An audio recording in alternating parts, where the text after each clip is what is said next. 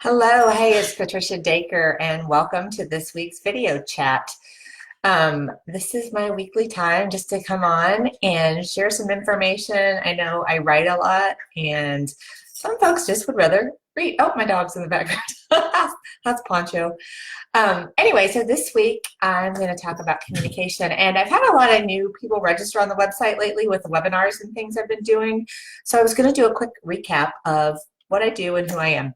So my name is Patricia Daker. I'm a registered nurse, and I coach people with diabetes.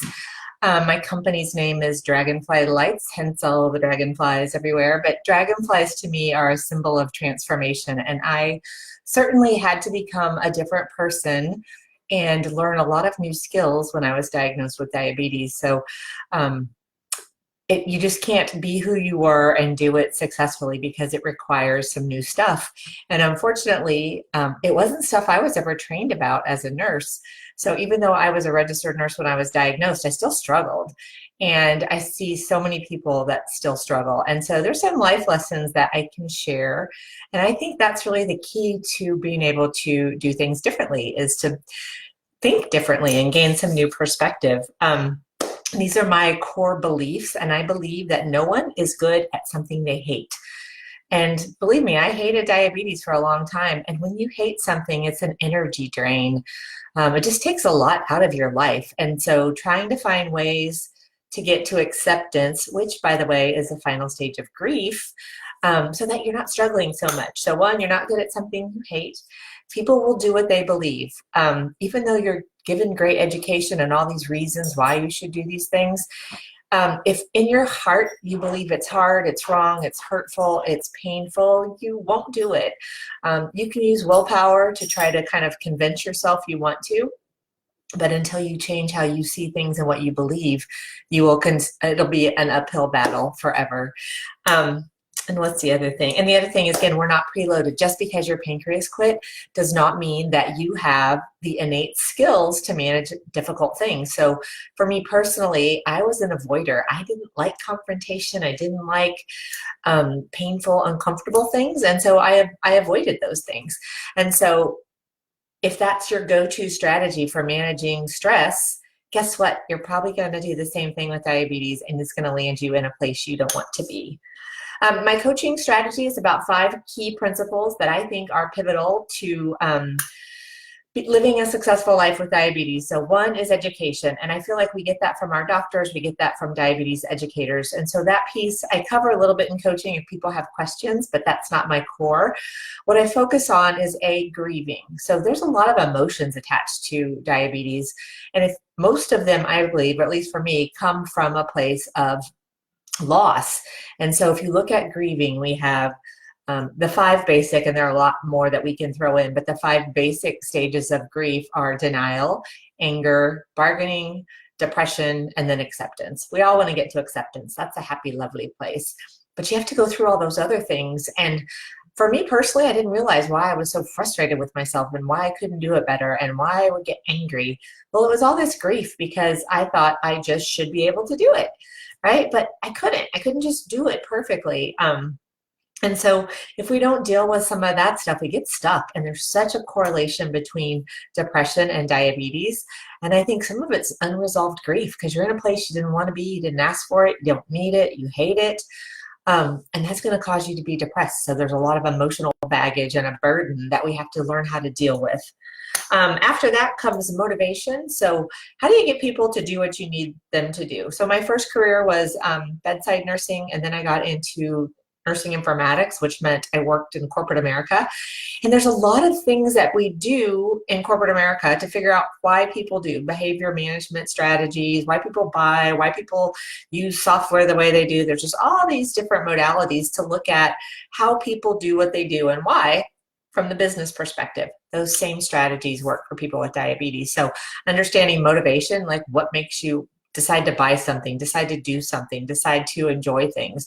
We look at some of those strategies, and there's a great correlation to being motivated to do what you need to do for diabetes. Fourth one is ownership. you know, our medical system tends to put us in a very victim mindset. And so, you know, we are told we have to do these things and we must, and it's kind of shoved down our throat and that we're shown how to do it.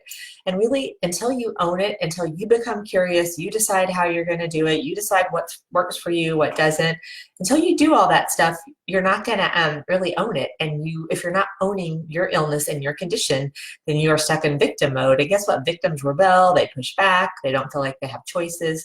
Not a happy place to live. So that, and the last one is communication. So your doctor is never going to teach you communication skills, ever.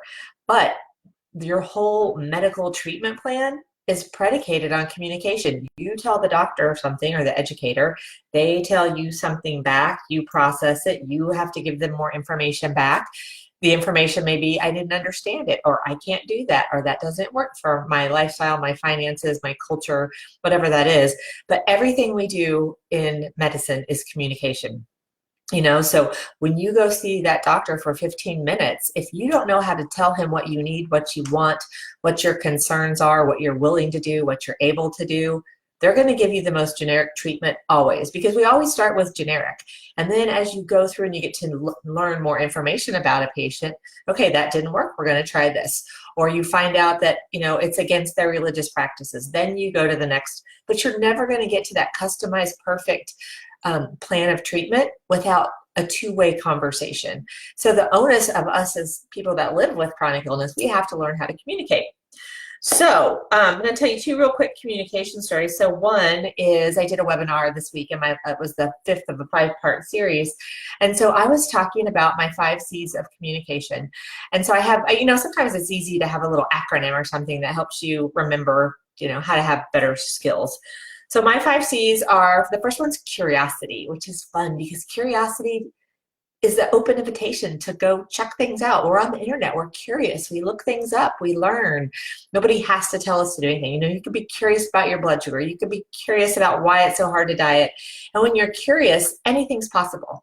And so it's a great foundation for conversation. Anytime you're having a conversation, when you lead with curiosity, you're open. You know, it's like, I wonder what's going on, versus I need to say this, right? So it's a different feel. So curiosity is a great one. Clarity. So you have to have clarity about your role in something. So if you're not clear on what you want from someone, or if you're not clear about what your needs are, or you're not clear about what a doctor can and cannot offer you, you may end up being very frustrated because your expectations are out of alignment with reality, what's true, right? And so when we have clarity, we're at that level of truth. And truth isn't what we want it to be, or what we wish it would be, or what it used to be. Truth is right now. And so you have to be really clear about that. Courage. I think courage is the biggest part of communication. You have to have this, you know, the courage and overcome your fear to say what you want. It's really hard sometimes to say what we really want or what we really need. And if we don't have the courage to say it, there's no way anybody's ever going to understand what it is that we need, and they won't be able to meet that need.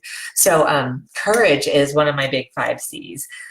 Creation. Creation is another way for communication. So sometimes we take communication as it comes. And so there's something we need to say, there's something we need to ask, and we don't set the stage. But you could get really creative and be curious, right, about how to have a great conversation. And maybe it's not in the doctor's office. Maybe it's on a piece of paper. Maybe that thing that you can't say, you need to write, you know, and hand to them. Send it ahead of time because you don't want to be in that room. So you get creative about how you want to transfer this information back and forth, or even creative on how you want to hear it. You know what, doctor, you need to write it down because I never remember, and when I walk out of here, I forget. You know, you can ask for those. Again, it takes courage, but it's a creative way to get that information. And the last one is collection. We have to collect information. So part of communicating is hearing and receiving, collecting things, processing it, getting it in. So sometimes we collect a lot in a doctor's office and we need to go process, right? Or we have a lot of blood sugars, and when we're collecting all that information, we want to look for trends, right? So for trending information, that means a lot more than one blood sugar, right? One blood sugar out of all the hundreds we do every month doesn't mean a lot. It's those trends and patterns. And so we have to collect that data and get curious about it, and then have the courage to talk about it. And we may have to be creative about how you have those conversations, right? So C's, C, C, C. So when you think about conversation, think about that. And lastly, conversation and communication connects people. And that is at our core what we want. We want to be connected with other people. We want to feel like we matter, like people get us.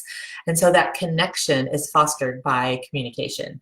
And so I really invite you to connect. So I actually can't believe I haven't done this before, but I attended a JDRF meeting, which I don't have juvenile diabetes. I was diagnosed when I was 26, so it wasn't that poor kid sort of thing, but I still have all the type 1 issues, right? I am a type 1 diabetic, and they have an adult group for people with type 1.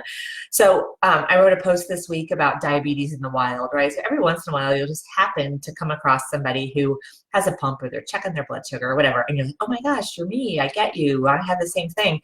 And I am always compelled to connect with those people because it feels so good to have somebody that understands what hypoglycemia feels like. Like, it sucks, it's horrible, it's the worst. And we can tell people that, but if you've never had it, it's really hard to describe how horrible it feels. And so I went to this meeting, and there were probably 20 people who had type 1 diabetes, some of them over 50 years. So it was amazing to be in this herd of type 1. You know, it wasn't like spotting somebody in the wild. We were all in a room together. And it was just such a great community because they got it. They understood. And there were a lot of head nodding, right? So just that connection. So again, communication connects people. So, my dog's gonna bark. So that's time for me to go. I'm gonna hop off. Thanks for this. If there's anything you want to talk about, Pancho, he's communicating. My son's home. So I will catch you next Thursday. Take care, bye.